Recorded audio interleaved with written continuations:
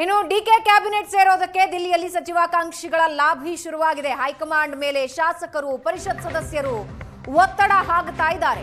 ದೆಹಲಿಯಲ್ಲೇ ಶಾಸಕರು, ಪರಿಷತ್ ಸದಸ್ಯರು ಬೀಡು ಬಿಟ್ಟಿದ್ದಾರೆ. ಬಿಕೆ ಹರಿಪ್ರಸಾದ್ ಡಿಕೆ ಶಿವಕುಮಾರ್ ಅವರನ್ನ ಭೇಟಿಯಾದ್ರು, ಮಾತಾಡಿದ್ರು. ಸಲೀಂ ಅಹಮದ್, ಶಾಸಕರಾದ ಸತೀಶ್ ಜಾರಕಿಹೊಳಿ, ಲಕ್ಷ್ಮೀ ಹೆಬ್ಬಾಳ್ಕರ್, ಹ್ಯಾರಿಸ್, ಶಿವಲಿಂಗೇಗೌಡ, ಚಲುವರಾಯಸ್ವಾಮಿ, ದಿನೇಶ್ ಗೂಳಿಗೌಡ, ಪ್ರದೀಪ್ ಈಶ್ವರ್, ರಹೀಂ ಖಾನ್ ಸೇರಿದಂತೆ ಹಲವು ನಾಯಕರು ದೆಹಲಿಯಲ್ಲಿ ಠಿಕಾಣಿ ಹೂಡಿದ್ದಾರೆ.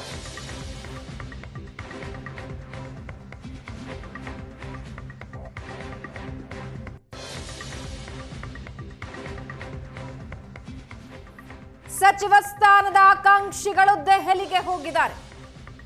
ನಮಗೂ ಕ್ಯಾಬಿನೆಟ್ನಲ್ಲಿ ಸ್ಥಾನ ಬೇಕು. ಬಿಕೆ ಹರಿಪ್ರಸಾದ್ ಡಿಕೆ ಶಿವಕುಮಾರ್ ಅವರ ಜೊತೆ ಈಗಾಗಲೇ ಮಾತಾಡಿದ್ದಾರೆ.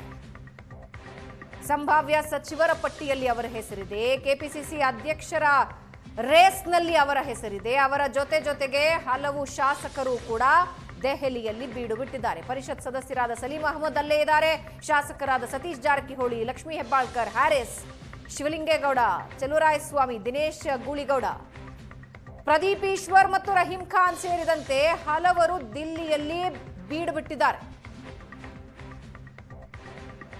ಸಚಿವ ಸಂಪುಟದಲ್ಲಿ ನಮಗೊಂದು ಸ್ಥಾನ ಅಂತ ಹೈಕಮಾಂಡ್ ಮೇಲೆ ಒತ್ತಡ ಹಾಕೋದಕ್ಕೆ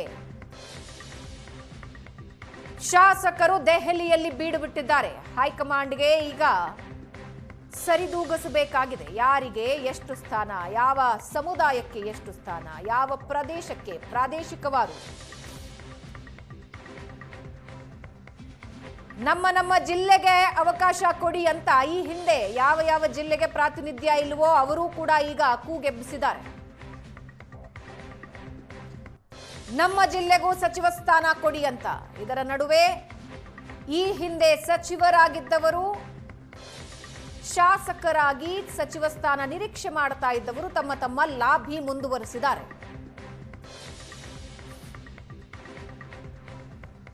ಈ ಬಗ್ಗೆ ಇನ್ನಷ್ಟು ಡೀಟೇಲ್ಸ್ ಹಂಚಿಕೊಳ್ಳೋದಕ್ಕೆ ದೆಹಲಿಯಿಂದ ಮಂಜು ಲೈವ್ ನಲ್ಲಿ ಜಾಯ್ನ್ ಆಗ್ತಾ ಇದ್ದಾರೆ. ಮಂಜು, ಸಿದ್ದರಾಮಯ್ಯ ಅವರು ಒಂದು ಲಿಸ್ಟ್ ಹಿಡ್ಕೊಂಡಿದ್ದಾರೆ, ಡಿಕೆ ಶಿವಕುಮಾರ್ ಒಂದು ಲಿಸ್ಟ್ ಹಿಡ್ಕೊಂಡಿದ್ದಾರೆ.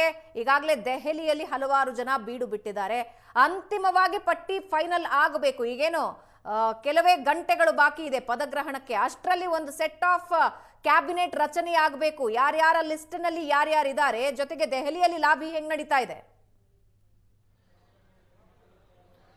ಭಾವನಾ, ಮಧ್ಯಾಹ್ನ ಇಬ್ಬರು ನಾಯಕರು ಕೂಡ ದೆಹಲಿ ತಲುಪಿದರು. ಆಗ್ಲಿಂದಲೂ ಕೂಡ ಅಂದ್ರೆ ಸಿದ್ದರಾಮಯ್ಯ ಅವರು ಖಾಸಗಿ ಹೋಟೆಲ್ ಅಲ್ಲಿ ತಂಗಿದ್ದಾರೆ.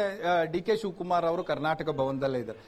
ಮಧ್ಯಾಹ್ನದಿಂದ ಅವರು ಬಂದ ಕ್ಷಣದಿಂದ ಈ ತನಕವೂ ಕೂಡ ಆಕಾಂಕ್ಷಿಗಳು ಪದೇ ಭೇಟಿ ಕೊಡ್ತಾ ಇದ್ದಾರೆ, ಮಾತಾಡ್ತಾ ಇದ್ದಾರೆ, ಮನವಿ ಮಾಡ್ತಾ ಇದ್ದಾರೆ. ಸಚಿವರಾಗಿ ಕೆಲಸ ಮಾಡಿದವರು ನಮ್ಮ ಕೆಲಸವನ್ನ ಗುರುತಿಸಿ ಮತ್ತೆ ಮುಂದುವರಿಸಿ ಅನ್ನುವಂತಹ ಬೇಡಿಕೆ ಇದ್ರೆ, ಶಾಸಕರಾಗಿರುವಂತವರು ನಮಗೆ ಹೊಸದಾಗಿ ಅವಕಾಶ ಕೊಡಿ ಅನ್ನುವಂತಹ ಬೇಡಿಕೆ ಕ್ಷಣದಿಂದ ಕ್ಷಣಕ್ಕೆ ಜಾಸ್ತಿನೇ ಆಗ್ತಾ ಇದ್ದಾರೆ. ಹೆಚ್ಚು ಕಡಿಮೆ ಒಂದು 70 ರಿಂದ 80 ಜನ ಆಕಾಂಕ್ಷಿಗಳು, ಶಾಸಕರುಗಳು ದೆಹಲಿಯನ್ನ ತಲುಪಿರುವಂತದ್ದು. ಅದರ ಜೊತೆಗೆ ಆ ಕಡೆ ಸುರ್ಜೇವಾಲಾ ಅವರ ನಿವಾಸ ಇರಬಹುದು, ಮಲ್ಲಿಕಾರ್ಜುನ್ ಖರ್ಗೆ ಅವರ ನಿವಾಸ ಇರಬಹುದು, ಎಲ್ಲರೂ ಕೂಡ ಇವತ್ತು ಕರ್ನಾಟಕದವರೇ ಅಲ್ಲಿ ತುಂಬಿರುವಂತದ್ದು. ಅವರ ಮನವಿಗಳೇ ನಮಗೆ ಸಚಿವ ಸ್ಥಾನ ಕೊಡಿ, ವಿಧಾನ ಪರಿಷತ್ ಸದಸ್ಯರನ್ನಾಗಿ ಮಾಡಿ ಅನ್ನುವಂತ ಮನವಿಗಳಿಂದಲೇ ಆ ಮನೆಗಳು ತುಂಬಿರುವಂತದ್ದು. ಜೊತೆಗೆ ಅಷ್ಟರ ಮಟ್ಟಿಗೆ ಜನ ಆಕಾಂಕ್ಷಿಗಳು ಬಂದು ಎಲ್ಲ ನಾಯಕರನ್ನ ಕೂಡ ಭೇಟಿ ಆಗ್ತಾ ಇರುವಂತದ್ದು. ಮುಖ್ಯವಾಗಿ ಈ ಒಂದು ಲೀಸ್ಟ್ ಅಂದ್ರೆ ಇಬ್ಬರು ನಾಯಕರು ತಂದಿರುವಂತಹ ಹೊಸ ಸಂಪುಟ ರಚನೆಗೆ ತಂದಿರುವಂತಹ ಲೀಸ್ಟ್ ಕುರಿತಾಗಿ ಚರ್ಚೆ ಆಗಬೇಕಾಗಿದೆ. ಆ ಚರ್ಚೆ ಯಾವುದೇ ಕ್ಷಣದಲ್ಲಿ ಇಬ್ಬರು ನಾಯಕರಿಗೆ ಫೋನ್ ಬರಬಹುದು ಅನ್ನುವಂತ ನಿರೀಕ್ಷೆಯಲ್ಲಿ ಇಬ್ಬರು ನಾಯಕರು ಕೂಡ ಇರುವಂತದ್ದು. ಯಾಕಂದ್ರೆ ಈಗಷ್ಟೇ ಕೆ.ಸಿ. ವೇಣುಗೋಪಾಲ್ ಅವರು ದೆಹಲಿ ತಲುಪಿದ್ದಾರೆ. ಅವರು 4 ಗಂಟೆಗೆ ಬರಬೇಕಾಗಿತ್ತು, ಆದ್ರೆ ವಿಮಾನ ವಿಳಂಬವಾಗಿ ಕ್ಯಾನ್ಸಲ್ ಆಗಿದ್ದ ಕಾರಣಕ್ಕೋಸ್ಕರ ಈಗ ತಲುಪಿರುವಂತದ್ದು. ಇನ್ನು ರಾಹುಲ್ ಗಾಂಧಿ ಅವರು ಕೂಡ 6:30 ಹೊತ್ತಿಗೆ ತಲುಪ್ತಾರೆ ಅನ್ನುವಂತ ಮಾಹಿತಿ ಇದೆ. ಖರ್ಗೆ ಅವರು ಇದ್ದಾರೆ, ಸುರ್ಜೇವಾಲಾ ಅವರು ಇದ್ದಾರೆ. ಅವ್ರ ಕರೆಗೋಸ್ಕರ ಕಾಯ್ತಾ ಇರುವಂತದ್ದು. ರಾಹುಲ್ ಗಾಂಧಿ ಅವರು ಲ್ಯಾಂಡ್ ಲ್ಯಾಂಡ್ ಆಗಿ ತಲುಪಿದ ಕೂಡಲೇ ಈ ಒಂದು ಕರೆ ಬರಬಹುದು, ಎಲ್ಲರೂ ಒಂದು ಕಡೆ ಕೂತು ಒಂದು ಚರ್ಚೆಯನ್ನ ಮಾಡಬಹುದು ಅನ್ನುವಂತ ನಿರೀಕ್ಷೆ ಇದೆ. ಅದೇ ರೀತಿ ಬಹುತೇಕ ಖರ್ಗೆ ಅವರ ನಿವಾಸದಲ್ಲಿ, ರಾಜಾಜಿ ಮಾರ್ಗ್ ನಲ್ಲಿರುವಂತಹ ಖರ್ಗೆ ಅವರ ನಿವಾಸದಲ್ಲಿ ಸಭೆ ಸೇರುವಂತಹ ಸಾಧ್ಯತೆ ಇದೆ. ಪಟ್ಟಿಗೆ ಅಂತಿಮ ಮುದ್ರೆ ಹಾಕುವಂತ ಸಾಧ್ಯತೆ ಇದೆ. ಇಲ್ಲಿಯ ತನಕ ಇರುವ ಮಾಹಿತಿಯ ಪ್ರಕಾರ ಸುಮಾರು ಅಂದ್ರೆ ಸಿಎಂ ಡಿ.ಕೆ. ಶಿವಕುಮಾರ್ ಅವರ ಜೊತೆಯಲ್ಲಿ 7 ರಿಂದ 8 ಸಚಿವರುಗಳು ಪ್ರಮಾಣ ವಚನವನ್ನ ಸ್ವೀಕಾರ ಮಾಡ್ತಾರೆ ಅನ್ನುವಂಥದ್ದು ಈ ತನಕ ಇರುವಂತಹ ಮಾಹಿತಿ. ಅದಾದ ನಂತರ 2ನೇ ಹಂತದಲ್ಲಿ ಈ ರಾಜ್ಯಸಭಾ ಮತ್ತೆ ವಿಧಾನ ಪರಿಷತ್ ಚುನಾವಣೆ ಮುಗಿದ ಬಳಿಕ 2ನೇ ಹಂತದಲ್ಲಿ ನಡೆಯುವಂತಹ ಒಂದು ಕಾರ್ಯಕ್ರಮದಲ್ಲಿ ಪೂರ್ತಿಯಾಗಿ ಕ್ಯಾಬಿನೆಟ್ ತುಂಬುತ್ತೆ ಅನ್ನುವಂಥದ್ದು.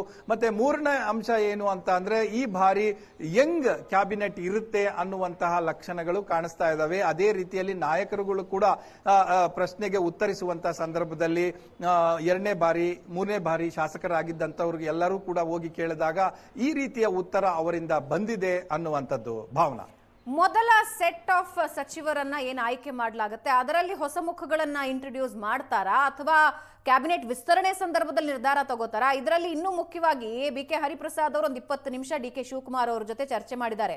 ಕೆಪಿಸಿಸಿ ಅಧ್ಯಕ್ಷ ಸ್ಥಾನದ ಬಗ್ಗೆನಾ ಚರ್ಚೆ ಅಥವಾ ಸಚಿವ ಸ್ಥಾನದ ಬಗ್ಗೆನಾ ಏನ್ ಚರ್ಚೆ ಆಗಿದೆ? ಬಿ.ಕೆ. ಹರಿಪ್ರಸಾದ್ ಮತ್ತೆ ಡಿ.ಕೆ. ಶಿವಕುಮಾರ್ ಅವರ ಚರ್ಚೆ 2 ಅಂಶಗಳನ್ನ ಒಳಗೊಂಡಿತ್ತು. ಮೊದಲನೇದಾಗಿ ಏನು ಅಂತ ಅಂದ್ರೆ ಕಳೆದ 2 ದಿನಗಳ ಹಿಂದೆ ಅವರಿಗೆ ಕೆ.ಸಿ. ವೇಣುಗೋಪಾಲ್ ಅವರು ಫೋನ್ ಮಾಡಿದ್ರು, ನೀವು ಆಕಾಂಕ್ಷಿನ ಪಿಸಿಸಿಗೆ ಕೆಪಿಸಿಸಿ ಅಧ್ಯಕ್ಷರಾಗಲಿಕ್ಕೆ ಅನ್ನುವಂತ ಅಭಿಪ್ರಾಯವನ್ನು ಕೂಡ ಕೇಳಿದ್ರು. ಸೊ ಆದ್ರೆ ಅದು ಅಂತಿಮವಾಗಿ ಅದಿನ್ನು ಕಾಂಕ್ರೀಟ್ ಸೊಲ್ಯೂಷನ್ ಅಂತ ಬಂದಿಲ್ಲ ಅದು. ಆದ್ರೆ ಸಿದ್ದರಾಮಯ್ಯ ಅವರು ಪ್ರಸ್ತಾಪ ಮಾಡುವಂತ ಸಂದರ್ಭದಲ್ಲಿ ಅವರ ಹೆಸರನ್ನೂ ಕೂಡ ಹೇಳಿದ್ದಾರೆ ಅನ್ನುವಂತ ಮಾಹಿತಿಗಳು ಲಭ್ಯ ಆಗ್ತಾ ಇದೆ.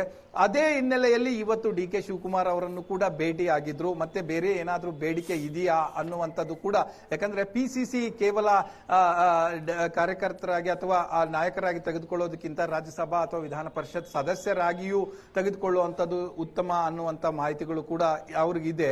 ಸೊ ಆ ಒಂದು ಸಜೆಷನ್ ಏನಾದ್ರೂ, ಅವರ ಬೇಡಿಕೆ ಏನಾದ್ರೂ ಅಲ್ಲಿ ಇಟ್ಟಿದ್ದಾರಾ ಅನ್ನುವಂಥದ್ದು ಕೂಡ ಕೇಳಿ ಬರ್ತಾ ಇರುವಂತದ್ದು. ಜೊತೆಗೆ ಅವರ ಮೊದಲ ಪ್ರಯಾರಿಟಿ ಏನು ಅಂದ್ರೆ ಬಿ.ಕೆ. ಹರಿಪ್ರಸಾದ್ ಅವರನ್ನ ಅವರ ಮೊದಲ ಪ್ರಯಾರಿಟಿ ವಿಧಾನ ಪರಿಷತ್ ಸದಸ್ಯರನ್ನಾಗಿ ಮಾಡಿ ಮಂತ್ರಿಯನ್ನಾಗಿಸಿ ಅನ್ನುವಂಥದ್ದು ಮೊದಲ ಪ್ರಯಾರಿಟಿ ಅಂತ ಅವರ ಆಪ್ತ ಮೂಲಗಳು ಹೇಳ್ತಾ ಇರುವಂತದ್ದು. ಭಾವನಾ, ಎಸ್, ಧನ್ಯವಾದ ಮಂಜು.